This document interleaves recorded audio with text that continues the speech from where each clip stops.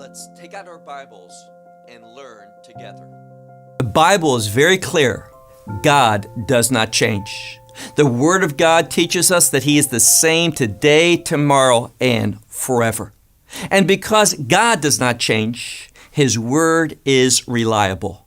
The covenants that He has established, He will maintain and He will fulfill, especially those with His chosen people, the Jewish people. Last week, we began a study of a very important parable known as the parable of the vineyard workers. And I mentioned to you that many people see this as especially relevant today. And they use this passage as a way of saying that God is finished with the Jewish people, that the land of Israel is not important, that this covenant has been rendered null and void. And we talked about that there was a preference of these individuals, which I call spiritually anti-Semitic. There's a preference among them to use the passage from Matthew, we're in the book of Mark. But this parallel passage from Matthew because of an additional verse, which they claim prove that God is finished with the Jewish people according to what He had promised them so long ago. So with that said, look with me to that passage before turning back to Mark. Let's look in Matthew chapter 21 and verse 43. Matthew 21 and verse 43, the same parable, but there's a couple additional verses. And these verses do not paint the picture that those spiritually anti-Semitic people would have us to conclude. Paints a very different one. Verse 43 says, on account of this, now who's speaking? Messiah.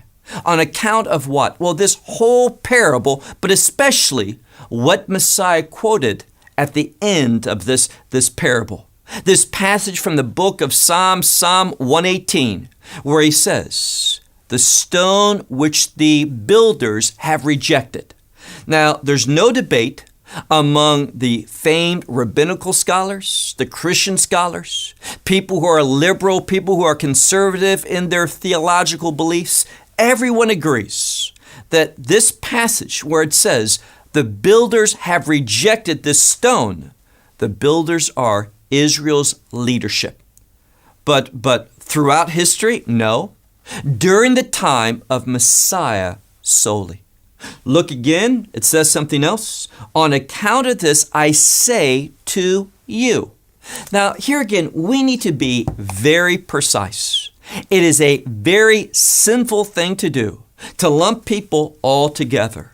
To say because this person or these few individuals did this act, then everyone that's like them is guilty as well. We don't behave that way. That is wrong.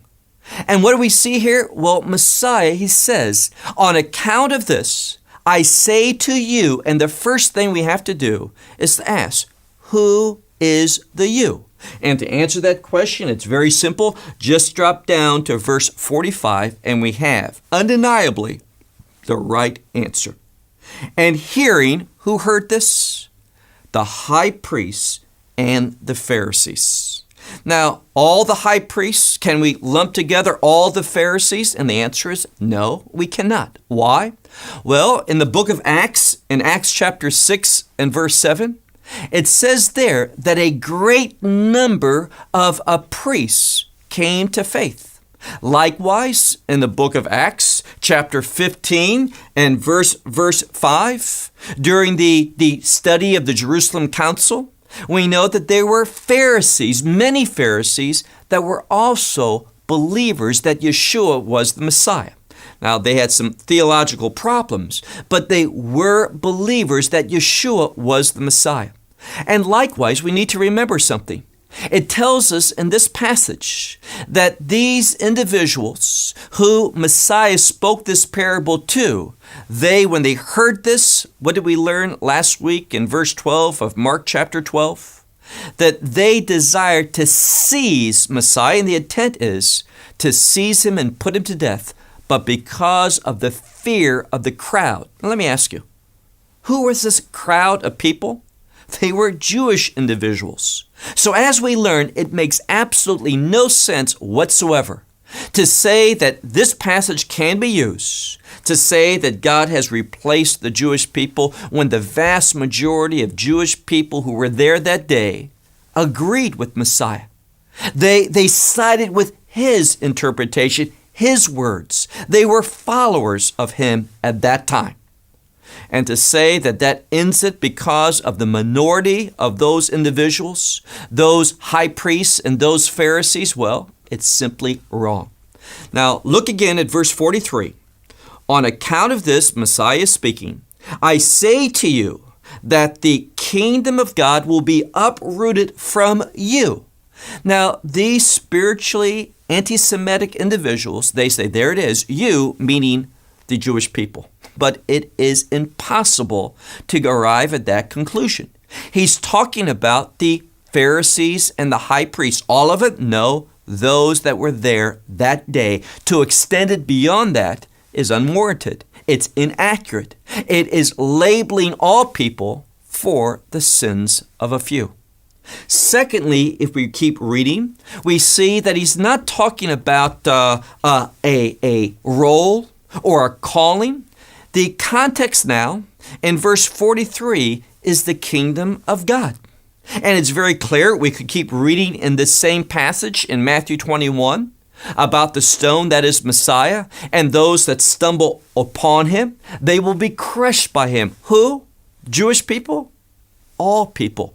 Anyone who rejects Messiah. They're not going to have a part in the kingdom of God. Who is? Well, notice what he says. Look again, that same verse 43. On account of this, I say to you that the kingdom of God will be uprooted from you and be given to, what does your Bible say? A nation. Now, it's very interesting, that word. Now, the New Testament was written in Greek. But we also know, going back to the 4th century BC, there was a Greek translation of the Torah. And we call that the Septuagint. And this word that we translate as nation is literally the Greek word for what we would call a people. It first appears in the book of Genesis, and it translates oftentimes as nation, but it appears in Genesis chapter 12 and verse 2. Why is that significant? Because there God makes a covenant with Abraham. He tells Abraham that he is going to make him a great goy. Now, oftentimes today we hear the term goy and we think of a Gentile.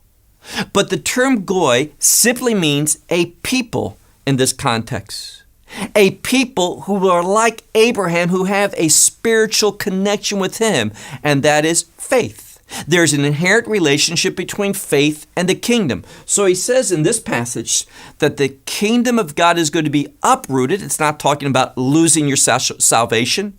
It's talking about, even though there was a call for the Jewish people to be part of the kingdom, to be the people who proclaimed the kingdom, who demonstrated the kingdom, doesn't mean they were saved. It was a call.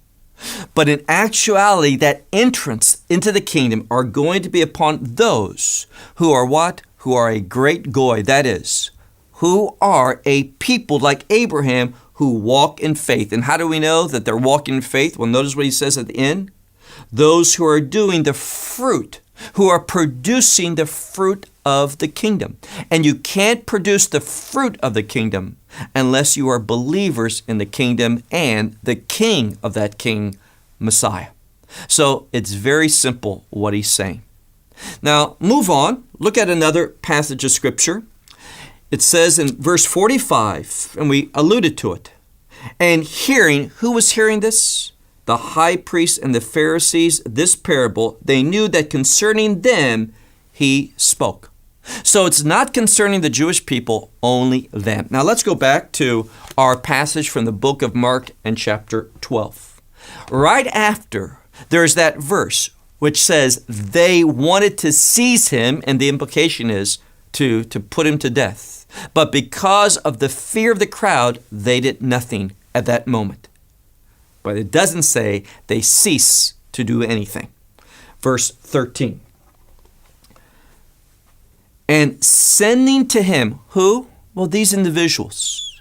Now, it's interesting because in the book of Mark, in its accounts, it doesn't say who these people were. It's just those who Messiah spoke this parable to. And because they were convicted, and because they didn't fall under conviction and repent, but that conviction brought anger, what did they do? Verse 13. And they sent to him certain ones of the Pharisees and the Herodians. Now, we've mentioned a lot about the Pharisees.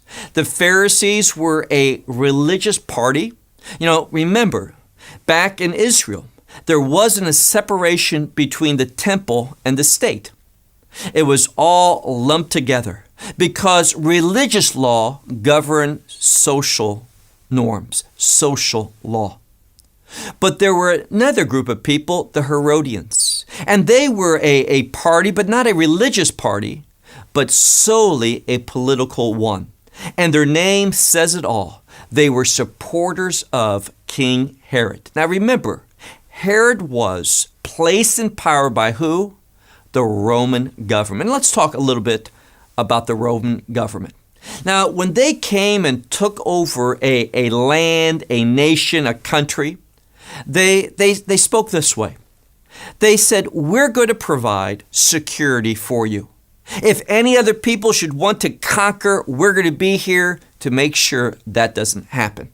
Secondly, they said, we're going to expand the roads, the commerce. We're going to do many things. But in doing so, you're going to have to pay a tax. Now, no one likes paying taxes, especially high taxes that the Romans levied upon the Jewish people. So because they conquered the Jewish people, they were ruling the land against the purposes of God. What happens? Well, obviously, there was great animosity from the Jewish people towards the Roman Empire, especially in regard to taxes. Now, if you pay taxes, well, you had great freedom to live your life how you wanted to, as long as that you did not hamper or hinder the Roman rule in that land. So what happens? Well, they wanted to seize him in verse 12, but because of fear, they didn't. So if first you don't succeed, try again. And that's what they did in sending certain Pharisees, very important ones according to the commentators, and certain from the party of the Herodians who were loyal to Herod and the Roman Empire. And it says in verse 13 that they did so in order to catch him at his words. That is, to entrap him with his speech, in order that what? That he would be marginalized, that he would be discredited among his people, or perhaps arrested and put to death against the Romans. Verse 14. And after coming, they said to him, and here's a group of people made up of the Pharisees and Herodians. They come to Messiah and they say to him, teacher. And that term is one of great honor. It is what we might say flattering words. Now, they didn't mean it, but they were trying to entrap him. So they say, look again, verse 14. Teacher, we know that you are of truth, and you do not care about anything. That word can mean anything or anyone. Furthermore, it says, for you do not look upon the face of a man. Now, that's a Greek idiom. It means that you don't show any favoritism. Doesn't matter if that man comes from an important family, a wealthy family, that he's a leader in the government. You say exactly the truth. Furthermore, they conclude by saying, and you teach the true way of God. So they say all these things, and by the way, all of them are true. He is of truth. He is not a respecter of man. He does teach accurately the way of God.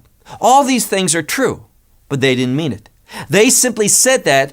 Why?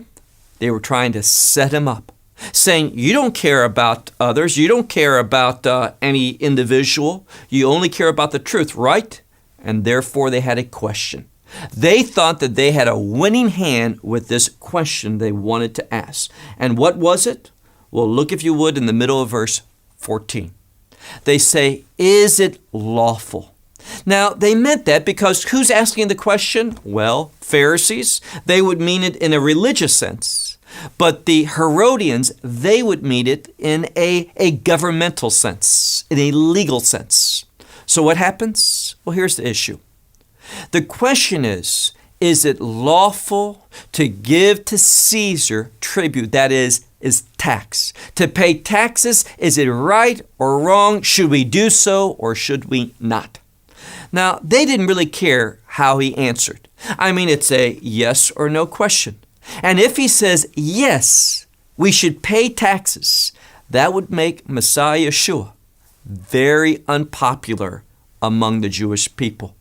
They would turn away from following him, and that's what these Pharisees wanted. Likewise, if he said, no, we ought not pay taxes to Caesar, well, there the Herodians are there, and they can take that message back to Herod, to the Roman authority, and arrest him for insurrection, and put him to death for leading others against the Roman law. So they thought they had him. No matter what he answered, yea or nay, it was going to be to his demise. They thought they had that perfect hand. Verse 15, very important word, the Greek word de, meaning but.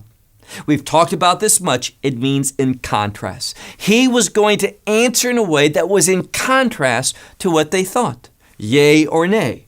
Verse 15, but looking at their hypocrisy. Now that's important. And that means this. They didn't come seeking truth. They didn't come wanting to have a true answer to their question. They were simply doing this. Why? To cause another problems. And therefore they were indeed hypocrites. So he says, why are you testing me or tempting me? Why are you putting me in this position? And it was wrong, according to Jewish law, at least for the Pharisees, to endanger one needlessly. So what happens? He says, middle of verse 15, bring to me a denarius in order that I might look. Verse 16, and they brought to him, and he said to them, whose image is it? Whose inscription is written upon it? And they said, well, Caesar. Verse 17. And Yeshua said to them, the things of Caesar render to Caesar, and the things of God, what? Render to God. And here's what I like. Look at the end of verse 17. It says, and they marveled at his word. Now, who was marveling? Not the crowd. We don't know about any crowd in this passage. What's being emphasized is this group of Pharisees and Herodians. And they heard how he answered and how he avoided this condemnation from the Jewish population and from the Roman authority, and they were amazed at his ability to avoid being entrapped by their word. Well, we've already talked about, if first you don't succeed, try again. So move on. What happens next? Well, we've talked about the Pharisees and the high priests and the Herodians, but there's another political religious party. And who are they? Well, look if you would down to verse 18. And coming the Sadducees to him.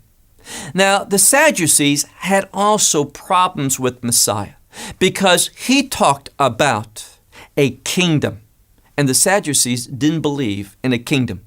Messiah talked about the power, the supernatural power of God. And the Sadducees believed that God created things and then stepped away. They did not believe in a kingdom, in an afterlife, in something supernatural. They only believed in the physical realm. And they believed that it was our call to live a obedient life to the Torah, but not for any future blessing, but simply because it was the right thing to do. So look again, verse 17. The Sadducees came to him, those who said there was not a resurrection. And remember, biblically speaking, whenever there is a reference to the resurrection, what should enter into your mind? Kingdom. And they were against the kingdom. But there's an inherent relationship between the kingdom of God and the power of God. And we'll see that in a moment. Verse 18. And asking him, they said, Teacher, Moses, and that was their scripture, only the 5 books of Moses. Moses wrote to us that if a certain brother died and had taken a wife and leaves without children. Now, what's important is this. If there's a man and he gets married and he dies, leaving his wife without a child. Literally, it says twice, leaving his wife and leaving her without a child. And here it means an heir. Now, we're not going to get into it, but there's 2 different biblical words used for leaving the wife and leaving her without an heir. Now, why is that important? Well, what are we talking about? Resurrection. And this was the Sadducean passage concerning how they interpreted the concept of resurrection. They didn't believe in a bodily resurrection. They didn't believe in a kingdom that was tied to the resurrection. They saw it this way. Look again at verse 19. They quoted Moses, where in the law of Moses, the book of Deuteronomy and chapter 25.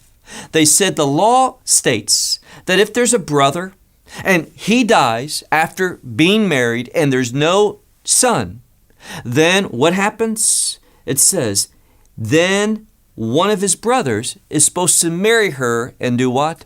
Raise up a heir. Verse 20. Well, in this illustration, that they want to entrap him. They said there were 7 brothers, and the first took a wife, and he died and left no seed, no offspring. Therefore, according to the Torah, the second, he took her, but he also died prior to what? Prior to leaving an offspring, and the third likewise. Verse 22.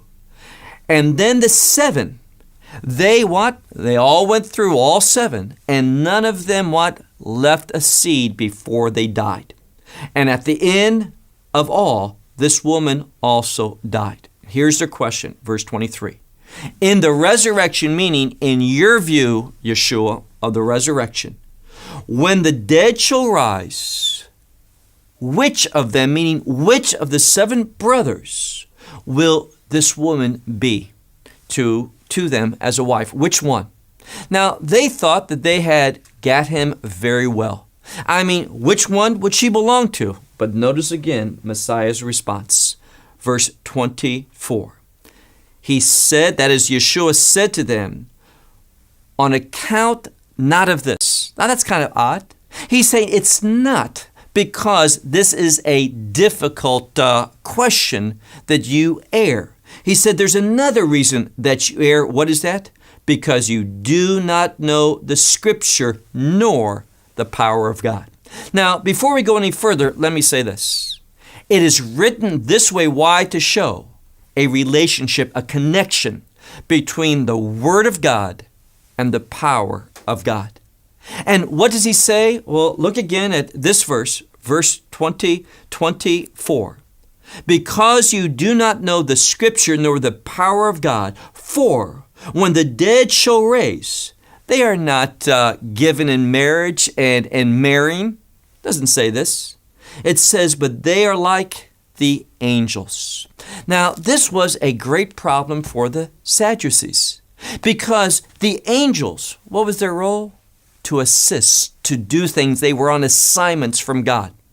And they're written about in the Scripture, but the Sadducees, they what? They denied that. They were heretics in the sense they rejected the presence of angels because it messed up their theology. So he quotes and says, they're like the angels where? In heaven. The Bible speaks about a heaven. Verse 26, therefore concerning the dead and their resurrection, have you not read? They quoted Moses. He's going to quote Moses.